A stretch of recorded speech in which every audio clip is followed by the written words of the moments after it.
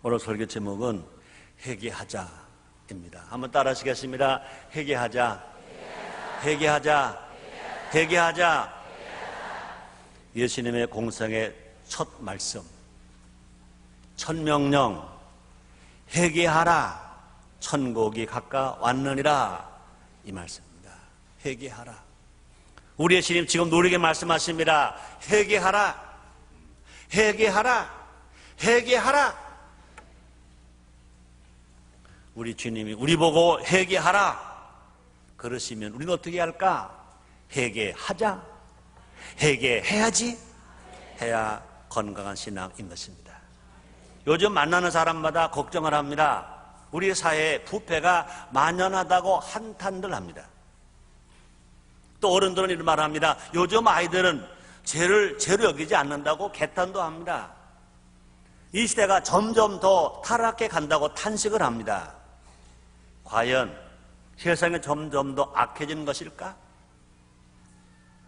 인류 역사를 보면 그렇지만 않다는 것입니다. 아담과 하와가 범죄한 이후 죄 없는 시대는 한 번도 없었습니다. 성경은 인류가 항상 악했다고 증거합니다. 창세기 6장 5절입니다. 여호와께서 사람의 죄악이 세상에 관영함과 그 마음의 생각의 모든 계획이 항상 악할 것임을 보시고 그랬습니다. 또 사람들은 어려서부터 악하다고 성경은 증거합니다. 창세기 8장 21절 중반절입니다. 사람의 마음에 계획하는 바가 어려서부터 악함이라 그랬습니다. 사람의 마음에 계획하는 바가 어려서부터 악함이라. 어려서부터 악함이라. 이 시대의 문제는 재범람에 있다고 말합니다. 그렇습니다. 자, 그럼 재범람 그것만이 문제일까? 그렇지 않다는 것입니다. 사실 죄 없는 사람은 아무도 없습니다. 성경에 말하고 있습니다. 로마서 3장 10절입니다. 기록한 바 의인은 없나니 하나도 없느니라. 우리 하나님은 사람의 하나님이십니다. 우리 하나님은요, 죄 없는 사람을 찾으시는 하나님이 아니라 죄를 회개하는 사람을 찾으시는 것입니다. 이 시대는요, 죄 때문에 어려운 것이 아니라 회개가 없어서 어려운 것입니다. 아담과 하와가 범죄한 이후로 죄가 없는 시대 없었습니다. 하나님은요, 죄 없는 사람 찾지 아니하시고 죄를 졌지만 회개하는 사람을 찾으셔서 그때마다 크게 쓰시는 것입니다. 우리 하나님은요, 회개하는 사람을 지금도 찾고 계신 것입니다. 사람들이 점점 더 죄를 죄로 여기지 않는다는 것입니다. 자기가 죄를 지어도 깨닫지를 못한다는 것입니다. 오히려 자기의 죄를 사회 책임으로 돌리는 것입니다. 나는 사회 구조상 그럴 수밖에 없어서 사람을 십수명을 죽이고도 그 악한 짓 다 하고도 자기가 잘못했다고 하지 않습니다. 회개하지 않습니다. 나라가 잘못돼서, 사회 구조가 잘못돼서, 있는 사람들이 잘못돼서, 정치하는 사람 잘못돼서 회개할 기회가 주어져도 회개하지 않는다는 것입니다. 따라 하시겠습니다. 회개가 회복이다. 회개가 희망이다. 그렇습니다. 여러분, 어떻게 회복할 수 있습니까? 회개하면 회복할 수 있습니다. 어떻게 천국을 우리 것 만들 수 있습니까? 내 것 만들 수 있습니까? 회개하라. 천국이 가까웠느니라고 예수님이 말씀하셨습니다. 뿐 아니라 많은 사람들이요, 절망이다 말합니다. 그런데 어떻게 해야 희망으로 바꿀 수 있을까? 우리가 나나 여러분이나 알고로 지은 죄, 모르고 지은 죄, 잘못했습니다. 회개하면 분명히 희망의 문이 열리게 될 것인 것입니다. 뿐만 아닙니다. 회개하면 모든 것이 새로워진다고 그랬습니다. 구약 성경입니다. 역대하 7장 14절 말씀이십니다. 내 이름으로 일컫는 내 백성이 그 악한 길에서 떠나 스스로 겸비하고 기도하여 내 얼굴을 구하면 내가 하늘에서 듣고 그 죄를 사하고 그 땅을 고칠지라 그랬습니다. 신약의 말씀이 아닙니다. 예수님이 하신 말씀이 아닙니다. 구약의 말씀입니다. 이 시간 시대적 사명을 안고 이 땅에 서 있는 기독자로서 목사든 장로든 권사든 집사든 구역장이든 교구장이든 이 시대를 살아가는 기독자로서 무엇을 회개해야 할까? 많이 있습니다. 각자 개인마다 수없이 많이 있습니다. 오늘 네 가지만 먼저 함께 생각해 보자는 것입니다. 그러므로 말미암아 주님을 기쁘시게 하는 사람, 주님이 찾으시는 사람이 되어서 이 시대를 그래도 밝게 만드는데, 하나님을 찾는 백성으로 이끌고 나가는데 이 사명을 잘 감당하는 우리 모두가 됩시다. 첫째로 우리가 뭘 회개해야 할까? 난 이렇게 생각해 봤습니다. 회개 안 한 것 회개하자. 회개 안 한 것 회개하자. 응? 회개해야 할 사람이 회개 안 한 것 회개하자. 회개할 죄를 짓고 숨기고 핑계대고 원망하고 누구 탓하고 회개 안 한 것 회개하자. 많은 사람들이, 많은 성도들이 회개의 능력을 잃어버렸습니다. 제 지적보다는 듣기 좋은 말만 들으려고 합니다.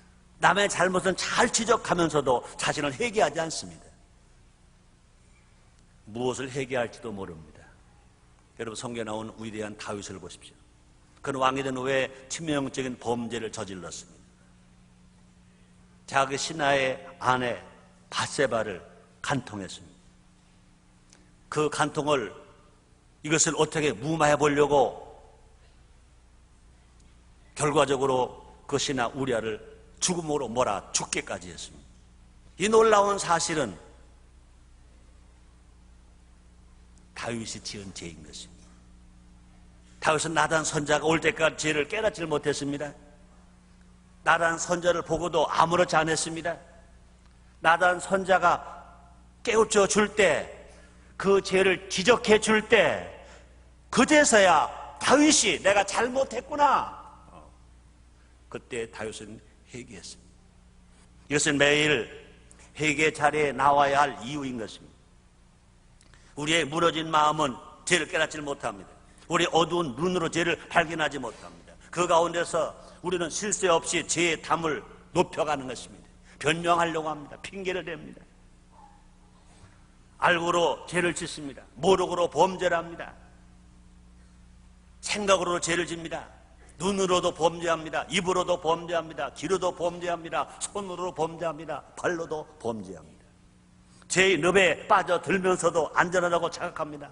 아, 평안하다 말합니다. 우리는 날마다 회개해야 합니다. 따라합시다. 우리는 날마다 회개해야 한다. 나는 날마다 회개해야 한다. 다시 말합니다. 회개는요, 예수님의 첫 선포. 공생에 예수님이 이 땅에 오셔서 제일 먼저 첫 번에 한 말씀이 뭐냐? 회개하라. 회개하라. 마태복음 4장 17절 말씀이 있습니다. 이때부터 예수께서 비로소 전파하여 가라사대 회개하라. 천국이 가까웠니라 하시니라 그랬습니다. 회개하지 않는 것도 하나님 말씀에 불순종하는 죄인 것입니다. 그러므로 회개 없는 신앙, 회개 없는 기도, 회개 없는 삶은 가짜다. 가짜다. 아무리 예배를 잘 드리는 것 같지만, 기도를 많이 하는 것 같지만, 봉사를 많이 하는 것 같지만, 회개 없는 신앙, 회개 없는 기도, 회개 없는 삶, 다 가짜다. 죽은 신앙이다. 회개는 행동입니다. 회개는 행동. 그렇습니다. 야고보 2장 26절 말씀하십니다. 영혼 없는 몸이 죽은 것처럼 행함이 없는 믿음은 죽었다고 그랬습니다. 회개는 행동입니다. 회개는 행동. 그러므로 회개의 행동이 없다면 그 신앙이 죽었다는 것입니다. 하나님 앞에 서면 가장 먼저 발견되는 것이 뭐냐? 죄인 것입니다. 빛 앞에 서면 제일 먼저 자기의 잘못된 것이 드러나는 것처럼, 지저분하게 드러나는 것처럼 하나님 앞에 서면 제일 먼저 자기의 잘못이 드러난다 그 말인 것입니다. 죄가 드러난다 그 말인 것입니다. 그래서 이사야서 6장 5절에 이렇게 말합니다. 그때 내가 말하되 화로다 나여 망하게 되었도다. 나는 입술이 부정한 사람이 입술이 부정한 백성 중에 거하면서 만군의 여호와신 왕을 배웠음이로다. 이사야 선자가 고백한 것입니다. 그뿐 아닙니다. 복음이 선포되었을 때 첫 반응이 뭐냐? 회개인 것입니다. 천국 복음이 선포될 첫 번째 반응이 뭐냐? 회개라는 것입니다. 사도행전 2장 37절입니다. 베드로가 설교를 합니다. 저에게 이 말 듣고 마음에 찔려 베드로와 다른 사도들에게 물어가로되 형제들아 우리가 어찌할꼬 하고는. 베드로가 복음을 전합니다. 베드로가 설교를 합니다. 그 많은 듣는 사람들이 듣고 나서 첫째 반응이 뭡니까? 우리가 어찌할꼬. 이렇게 많은 죄를 지었으니 이렇게 잘못을 했으니 우리가 어찌할꼬. 우리 모두 날마다 하나님 앞에 섭시다. 하나님 말씀 앞에 나를 비추어서 거울 앞에 비추은 자기 모습이 부끄러운 것처럼 회개하는 우리 모두가 됩시다.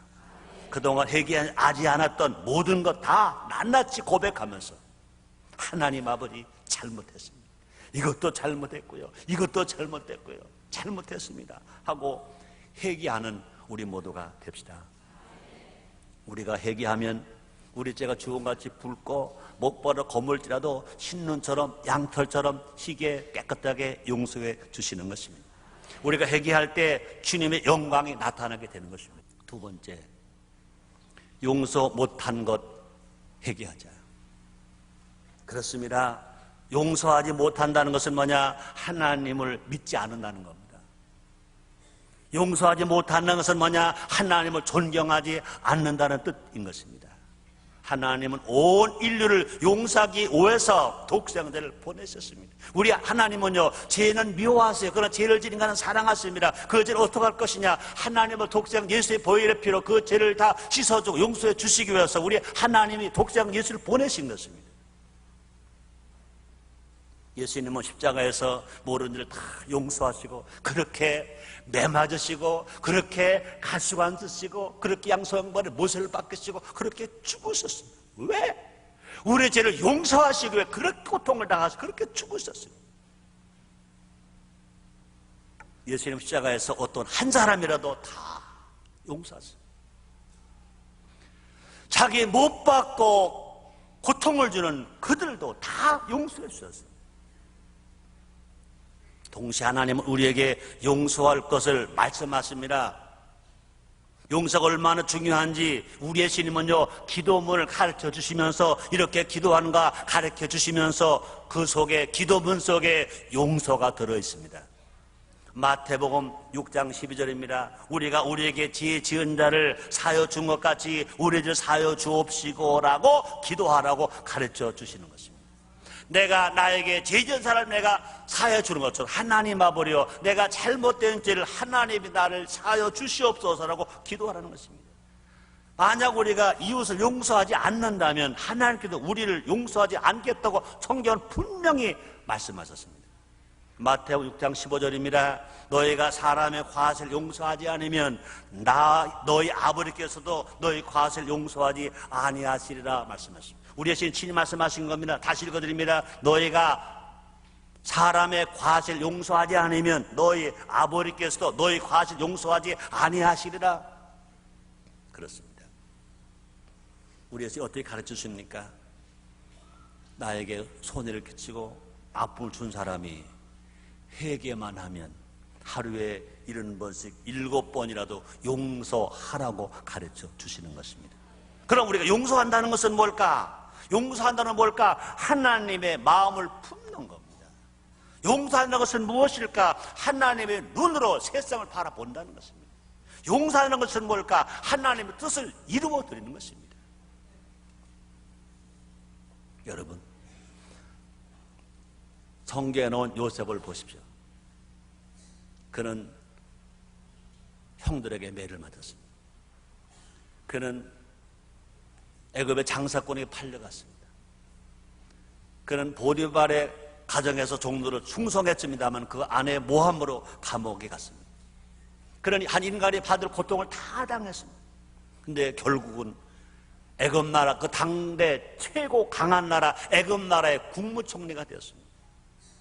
인간적인 눈으로 보면 결코 용서할 수 없는 상황입니다. 그런 총리의 위치를 이용해서 보복할 수 있었습니다. 그럼에도 불구하고 요셉은 아무 조건 없이 형제들을 용서하는 것입니다. 그 모든 식구들 돌보아 주는 것입니다. 형제들을 용서할 때 요셉은 하나님의 뜻을 깨닫게 됩니다. 이렇게 말합니다. 창세기 50장 20절 말씀이십니다.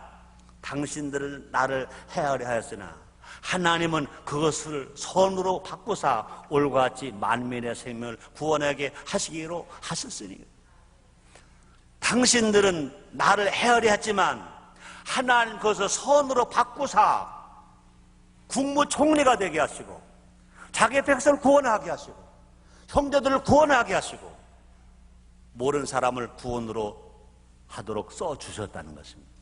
사람 여러분들, 우리 하나님 쓰시는 사람 어떤 사람일까? 원수 맺는 사람 안 쓰십니다. 어떤 사람 쓰시는가? 용서해 주는 사람을 주님은 들어서 쓰시고 하나님께 영광을 돌리도록 주님 역사하시는 것 믿으시기를 제물로 축원합니다. 우리 사랑 성도 여러분, 혹시 아직도 용서하지 못한 것 있습니까? 훗날 되돌아보면 우리가 아등바등 싸웠던 것, 참 별것 아니야. 그때 왜 그거 아무것도 아닌 것 가지고 그렇게 싸웠지? 부부관계도 마찬가지고 부모 자녀에게도 마찬가지고 형제관계 마찬가지고 동업자 관계 마찬가지고 모두 다 마찬가지인 것입니다. 하나님 눈으로 보면 합력과 선을 이룰 것입니다. 우리 주님 말씀하십니다. 로마서 8장 28절입니다.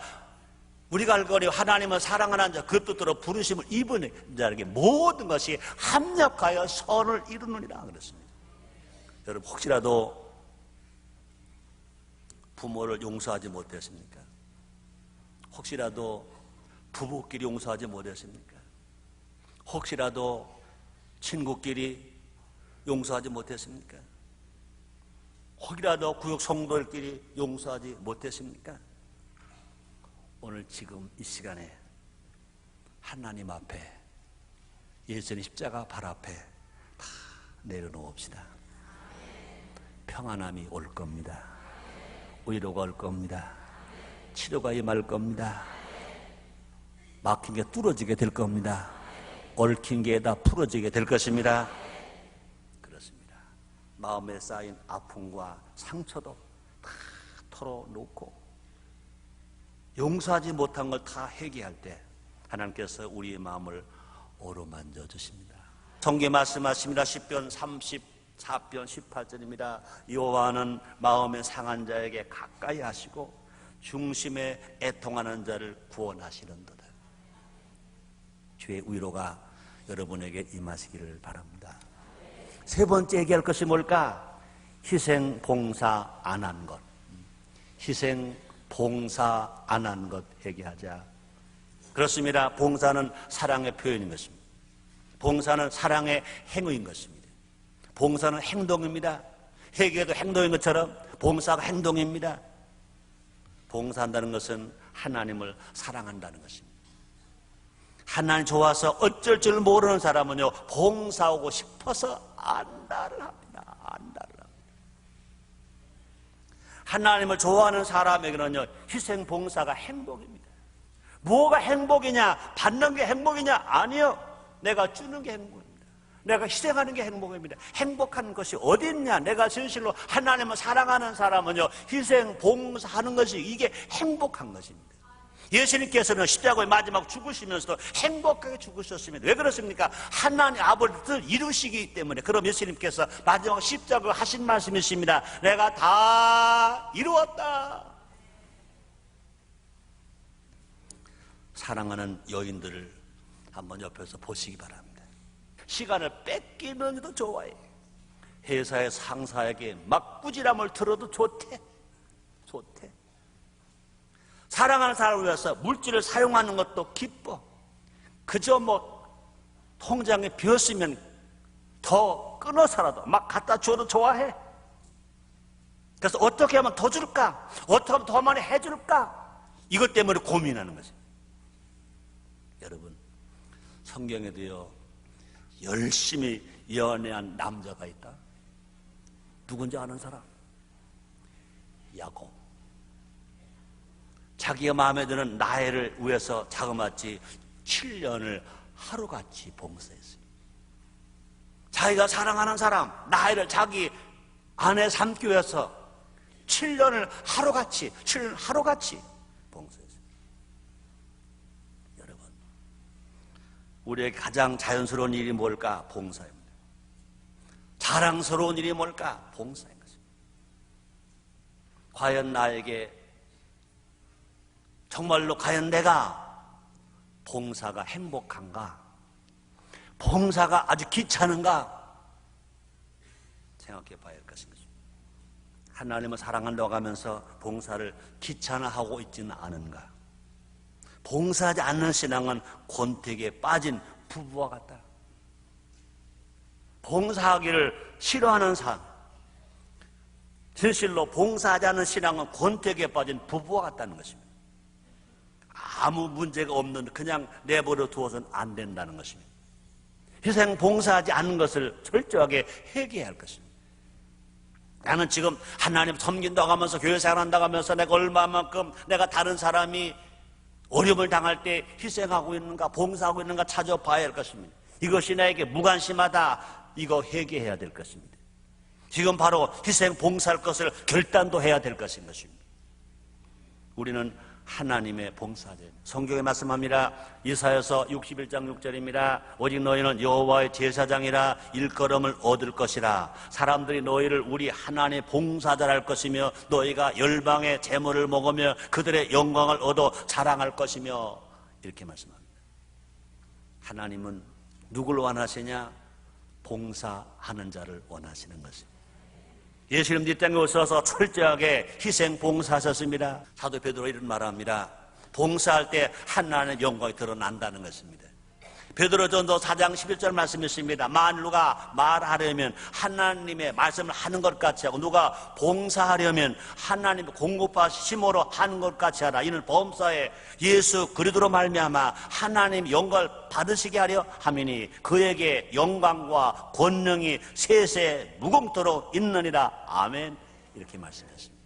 봉사할 때 하나님도 기뻐하는 길로 나아갈 수 있다는 것입니다. 우리가 희생하고 봉사하면 누가 하시느냐? 하나님 아버지가 상을 주십니다.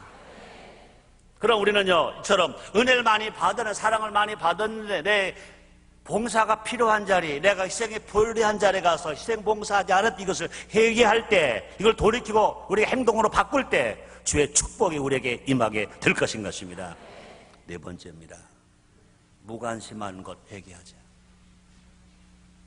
사랑의 반대는 미움이 아니라고 말합니다. 사랑의 반대는요, 무관심이라고 말합니다. 무관심한 것 회개하자. 그렇습니다. 성경에 부자와 거지 나사로 이야기가 나옵니다.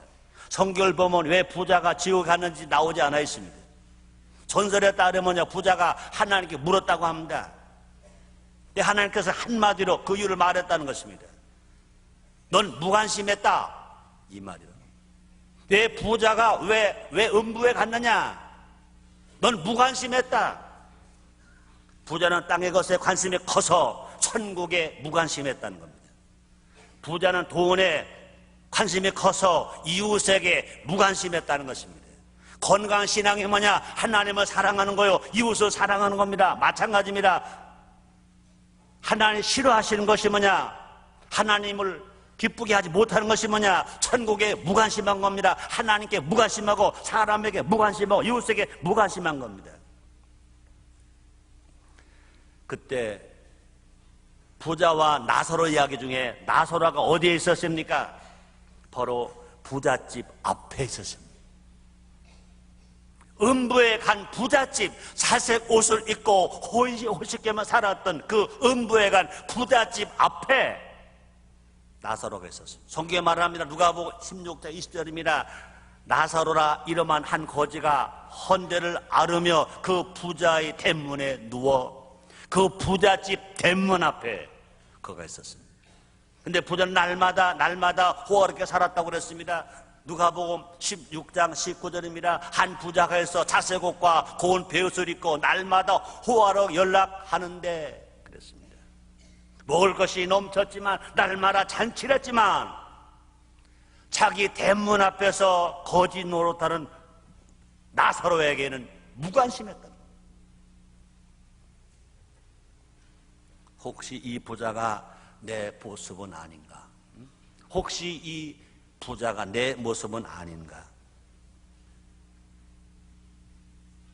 우리에게는 오중 복음이 있습니다. 6대 실천 신앙이 있습니다. 3중 축복이 있습니다.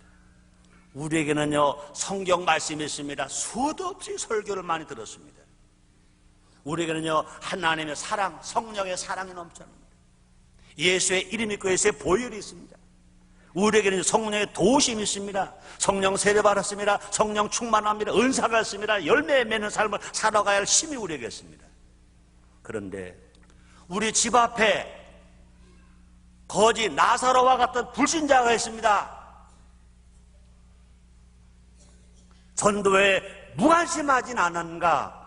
그 영혼 구원에 무관심하진 않았는가? 생각해 봐야 할 것입니다. 특별히 우리 순복음인천교는요 지난해부터 금년까지 계속 이어서 새생명 전도 축제를 하고 있습니다. 그것은 교회가 하는 거지 뭐, 목회자가 하는 거지 뭐, 님들이 하는 거지 뭐 하고 이것을 혹이라도 무관심하고 있지는 않아요. 태신자를 품자고 했는데 어떻게 하고 있습니까? 5월 31일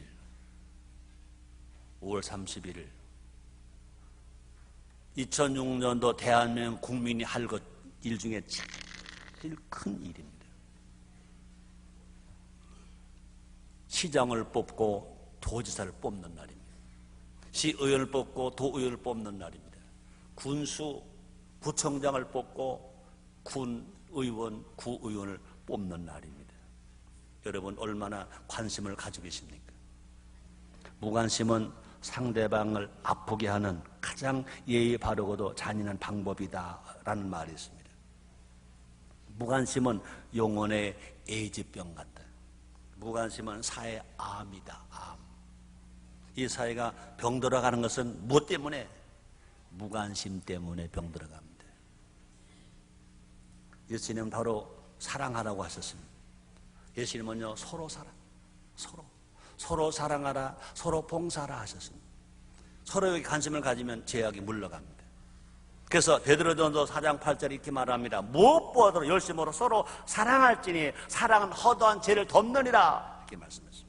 또 서로에게 관심을 가지면 예수님 제자로 성장한다고 그랬습니다. 그래서 요한복음 13장 35절 이런 말씀이 있습니다. 너희가 서로 사랑하면 이로써 모든 사람이 너희가 내 제자인 줄 알리라.